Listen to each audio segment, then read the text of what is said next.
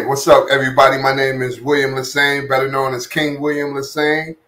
Happy to be here with my man, the real Mr. Brian Glaze, the real Mr. Brian Glaze. Happy to be here on your platform, my brother. I was blessed to have the chance to watch him develop from the time he was brought home from the hospital to the day that he was murdered.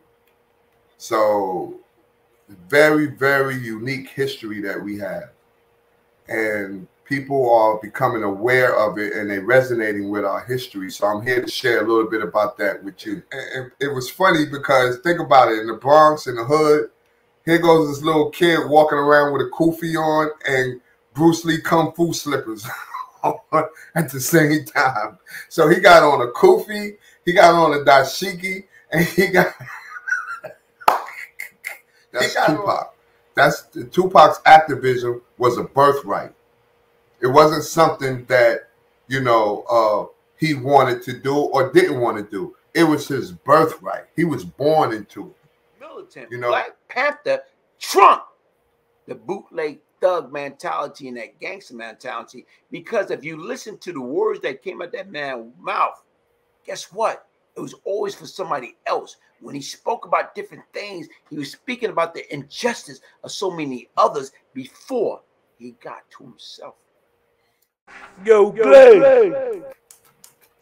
Good day, everybody. How you doing? Thank you for joining me. Just in case you're joining me for the very first time, I am the real Brian Glaze Gibbs. And guess what? On this date and time, I got a legend. I got King William Lesane. And right now, who is the late, great Tupac Shakur first cousin? Introduce yourself, my brother. Hey, what's up, everybody? My name is William Lesane, better known as King William Lesane. Happy to be here with my man, the real Mr. Brian Glaze, the real Mr. Brian Glaze. Happy to be here on your platform, my brother. Thank you, and I appreciate you coming out, man. So let's get started, man. Can you tell us a little bit about your relationship with Tupac Shakur and how he has influenced your life? So my relationship with Tupac Shakur is that I'm his oldest cousin. His mother and my mother were sisters. It was only them two. They had a very, very close bond.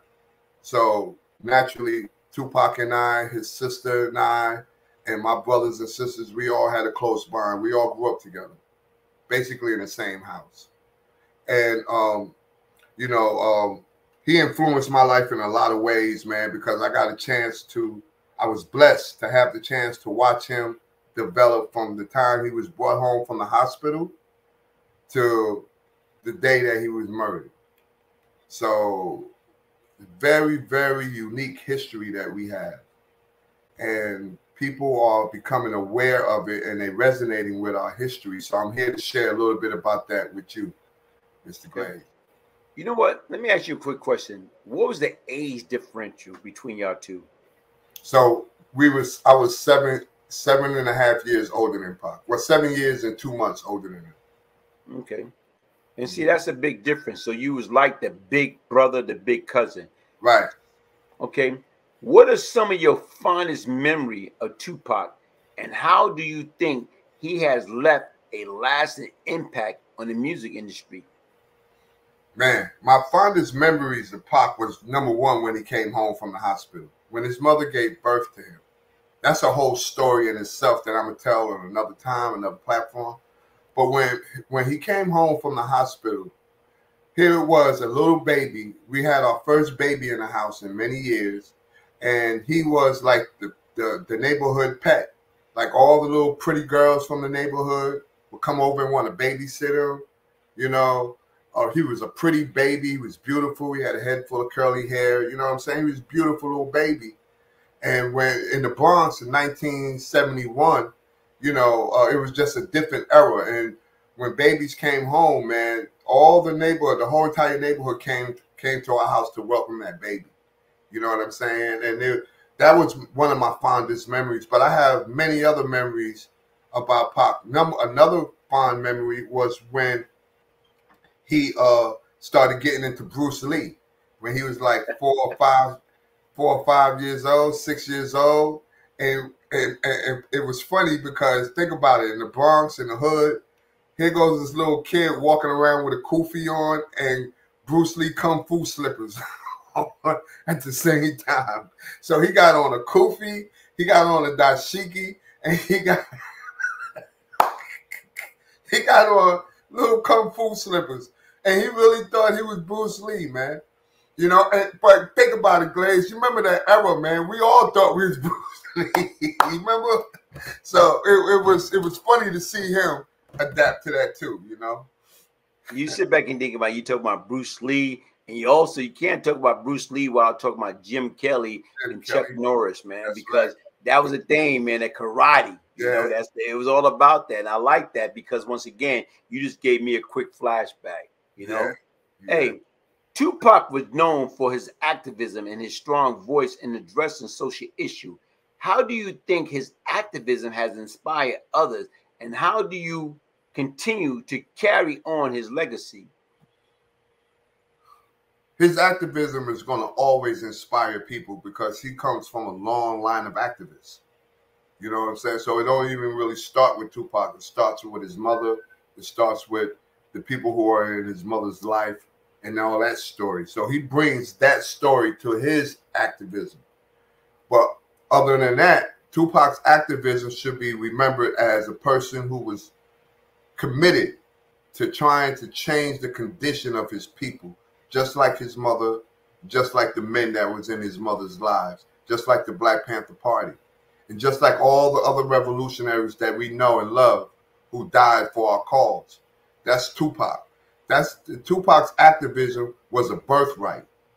It wasn't something that, you know, he wanted to do or didn't want to do. It was his birthright. He was born into it, you know. And if he would have lived long enough to see the fruits of his activism, he would have been recognized more so than anything else for the fact that he loved people. He loved humanity. And he wanted to change the condition of our humanity. You know, people like to look at Tupac and judge him by some of the mistakes that he made, some of the things that he said, some of the things that he did or whatever or did not do. But the one thing we got to be very clear on was that that man was very passionate about his people. And throughout his whole entire life and throughout his whole entire history, including his mother's history, that's the thread that's common throughout that history, the love for people. So his activism today is going to always reflect how much he loved his people, how much he wanted to change the condition of his society.